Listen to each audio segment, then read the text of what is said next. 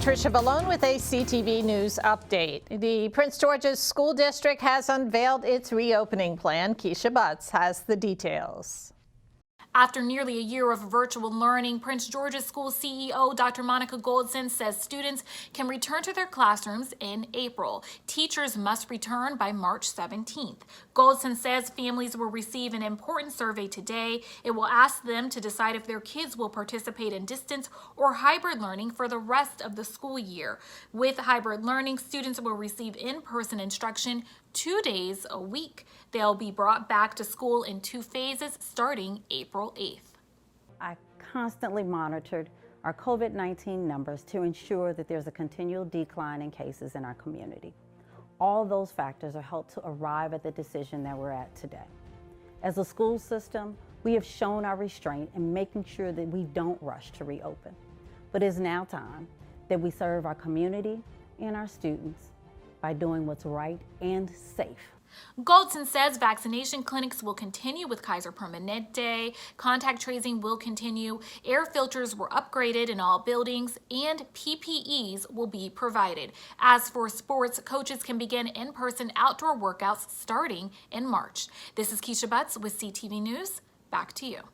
Goldson is also holding a telephone town hall tomorrow at 6 p.m. to discuss the school system's reopening plans. Dueling factions of the Prince George's School Board have sent separate letters to the State Board of Education, one requesting an investigation into allegations of misconduct, the other accusing the chair of inappropriate actions. Within weeks of her appointment, Juanita Miller has provoked the ire of many board and community members by canceling board meetings over alleged ethical concerns.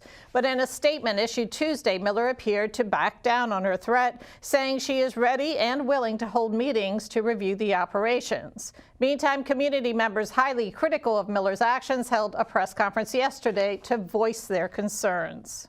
The issue isn't unfounded allegations against board members. The issue is simply that the vote was not going to go in the way that certain elected officials wanted the vote to go on key issues like the Equity Learning Hub, like mental health resources for our students, like removing armed officers for our school system. And we're calling a spade a spade. Leaders do not cancel meetings and shut down operations unless they're employing Trump-like Republican politics and tactics to purposely not accomplish meaningful work for the people that they represent. We fight about silly stuff here in Prince George's County. A $10,000 contract saying that it's done wrong. Ed that's been on that board, the elected board members that have been there for a while, are doing a good job. It's a team effort. It's not about individual and personality. Any issues that have come up that needs to be audited, do the audit while you're continuing doing the meetings. But because you want to do an audit should not be a reason that you want to stop all meetings. Miller initially said she wanted the board to stop working until a wide-ranging audit was done. Board members say there is no investigation underway because the board must first meet in order to send issues to an internal ethics panel. And 2 Prince George's council members are speaking out about that controversy involving the school board. CTV caught up with Jolene Ivey and council board chair Calvin Hawkins earlier today. The council became involved with a controversy after school board chair Juanita Miller sent the letter to Hawkins alleging ethical and financial issues involving other school board members. Hawkins says he forwarded the letter to the State Board of Education because the council has no authority in the matter. Neither Ivey nor Hawkins are taking sides, but here's what they had to say. I was very alarmed. We have to get back to the interests of our students. And because of what was in the letter from Dr. Miller, we thought it was important to immediately send it to the state superintendent, although we didn't have any authority to deal with it. I think it's unfortunate, and the school board is supposed to be its own entity, and they are certainly fully capable of running things themselves, so I think that they should be allowed to do their work. And CTV reached out to the county executive's office, and we are waiting for a response. Meantime, Teresa Dudley, president of the County Teachers Union, says she is not commenting at this time. And while he was chair, the school board had a reprieve of sorts from years of ongoing tension. Dr. Alvin Thornton stepped down in December after a 2-year stint as the board's leader. CTV spoke with him this morning about the current tension between appointed and elected members and what direction he would like the board to take in the future. I'm not diminishing the importance of addressing the issues that currently divide the board, because they have a governance responsibility and they'll have to work through those with the assistance of the council and the legislature, and if necessary, the state board. But at the end of the day, they have an obligation, and I call upon them to not do anything that would take us back to where we were. Because in the end, it is our children who are hurt. It is our teachers and our parents and the community. Now, I have full confidence that will be done, because frankly, I don't think the people of our county will accept anything else. Thornton says he would like to return to an all-elected school board with 9 members and that he hopes a state task force will look into the issue. Well, a winter storm warning has been issued as a snowy mix is expected to blanket our region. The National Weather Service has issued that warning, which goes into effect at 3 a.m. tomorrow morning. Depending on where you live, you can expect snow, ice, and freezing rain. Some areas could see as much as 6 inches. Ice accumulation could lead to power outages in the areas. Now, crews have already begun treating the roads. The Department of Public Works is urging you to stay home during the storm. Now, the latest on Maryland COVID cases. The state health department today reports 759 new cases. The testing positivity rate is down slightly at 4.17%. Meantime, over the last 24 hours, 19 people have died from the virus. And you are watching CTV News. I'm Patricia Vallone. We'll be back in just a moment. For the latest information on COVID-19 in Maryland, visit the State Health Department website. That's health.maryland.gov. Again, health.maryland.gov. Click the link to the COVID-19 information portal. There you'll find all the latest information about coronavirus. You'll find daily updates on cases and fatalities. Answers to questions about testing and the governor's stay-at-home order are available as well. For specific information about Prince George's, visit PrinceGeorgesCountyMD.GOV. That's PrinceGeorgesCountyMD.GOV. The site offers information about local services for residents and businesses.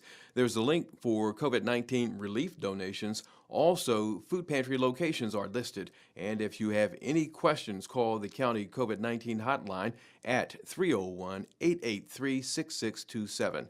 That's 301-883-6627.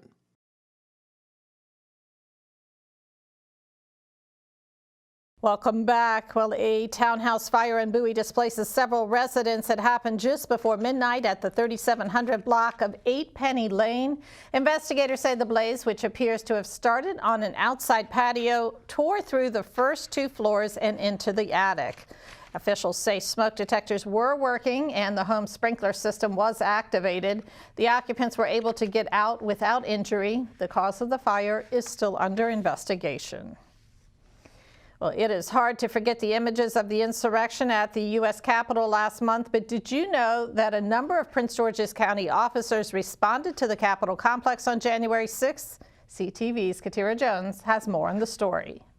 Dozens of Prince George's police officers lined up in front of FedEx Field this morning for a different kind of celebration. In fact, it was a drive-by celebration. Now, the men and women that were honored here today were a part of the unit that defended the U.S. Capitol from rioters back on January 6th. Today, emergency personnel from across the Washington metro region circled the stadium, honked their horns, and waved to the officers as a way of saying thank you for their work in defending the U.S. Capitol. We were responded to the Capitol building to assist D.C. and Capitol Police with the riot that was happening at the building. And our experience there was to assist them in clearing the rioters away from the building. It's something that you probably only see once in your career. At least we hope that that's the only time we have to see something like that. But yeah, it definitely is a shock to be involved in such an environment. It's not something you see every day. The 80 officers that were honored here today walked away with care packages as a thank you. Reporting in Largo, Katara Jones, CTV News. The event was held in partnership with the County Council, Forever United, and Prince George's Police. Where do we go from here? That's the title of an upcoming roundtable discussion with Psi Epsilon Omega chapter of Alpha Kappa Alpha sorority. The local chapter will host a conversation about policing in a diverse community. The event, which will take place virtually tomorrow at 7 p.m., will include local law enforcement, state delegates, and church leaders. Being in the pandemic, as you know of last year, we had a lot of social justice going on, and you know, it's affecting our youth and also people of all diverse backgrounds. And so one of the things that we wanted to do, we want to, you know, continue to encourage our youth, talk to our youth, educate the community on what's going on, and bring in those who are out here that can help to make a change, help to educate us as well and our communities. The event is in partnership with the sorority's Peel Elegance Foundation. Organizers are encouraging residents to register for the event at the website on your screen. A state lawmaker wants to ensure that Marylanders have housing during the pandemic. Delegate Janelle Wilkins of Montgomery County is sponsoring two bills that had hearings this afternoon. One measure is the COVID-19 Eviction and Housing Relief Act of 2021. If passed, it would create emergency provisions, including a moratorium on evictions. Home has been safety during this pandemic. It has been health. It has been a lifeline for every single Marylander. And now with so many at risk of losing their homes, it's absolutely critical that we take bold action to ensure that every Marylander can keep the roof over their heads. Wilkins is also co-sponsoring HB 18, which will establish that certain people have a right to legal representation in eviction proceedings. Well, Maryland lawmakers advanced legislation that would reform the process for filling legislative vacancies. According to Maryland Matters, the Senate has given preliminary approval to a bill that would establish special elections to fill legislative vacancies in the first half of a lawmaker's term. The House has also given approval to a bill that would prohibit elected officials from serving on their local party central committees. That measure is currently before the Senate. More than 1 in 5 current lawmakers first took their seat in the General Assembly as appointees. Maryland will soon have a new delegate in Annapolis. Rachel Jones from Calvert County has been appointed to the District 27B seat. The governor made the announcement today. Jones is a field representative for Maryland Senator Ben Cardin. She replaces former Prince George's delegate Michael Jackson, who now serves in the state Senate. Well, let's get a quick check on your 3-day weather forecast. Tonight, snow is expected after midnight with a low of 29 degrees. Thursday, a winter storm warning will be in effect until early Friday. Daytime temps reach a high near 31. Expect lows near 30. Friday, that snow is continuing into the morning with a high near 38 and a low around 23. And your weekend begins with sunny skies and a high near 33, a low around 17. Now for your community calendar, the local nonpartisan political organization, She the People, invites female teens from around the county to its speaker series. The series includes panel discussions on a variety of current topics, such as Black entrepreneurship during the pandemic, the rise of youth activism, and much more. The virtual event is tonight, February 17th from 7 until 8 p.m. Register today to reserve your spot through Parks Direct. For more information, call 301-699-2255. And that wraps up our CTV News Update. I'm Patricia Vallen. Have a great night. Hey world, I have a quick message. It's about safe driving. All right, let's go. Anytime you're driving, have the seatbelt buckled tight. Both hands on the wheel and your phone out of sight. When not in your hand trying to text somebody back. Because if you do, your car might get smacked. The moral of the story, just put your phone down. The people on the road will stay safe and sound. Put your phone down, put your phone down. People on the road will stay safe and sound. Yeah.